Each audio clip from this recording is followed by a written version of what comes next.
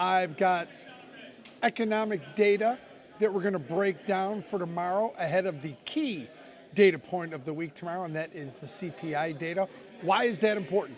Well, if you're looking at inflation and its ability for the Fed to lower rates, the CPI data is probably the number one look at inflation that we get every month, along with the PCE, and we'll talk about that. There's the market's favorite, then there's the Fed's favorite. The Fed's favorite is the PCE data that we'll get via income and outlays later in the month.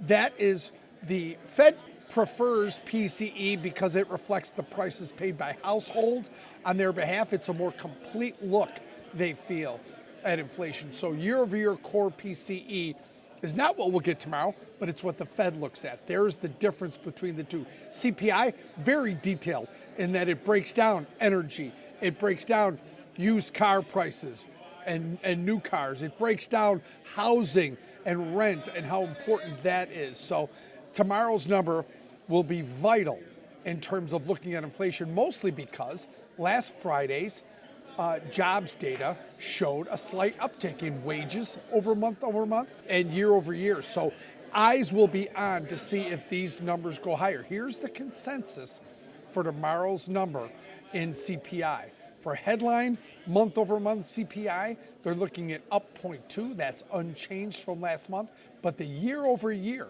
headline CPI is expected to go from 2.3% to 2.5%.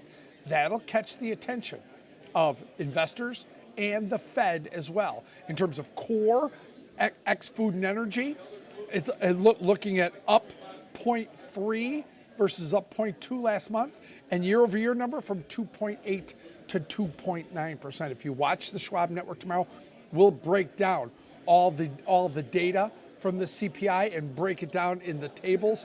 But energy, remember, if you look at crude oil, it's rallied in the last 10 days about 10%, from about the 59 level to up around the 65 level. Energy is a key important of the headline CPI data. So make sure you understand that as you look. It's the headline, then it's the core.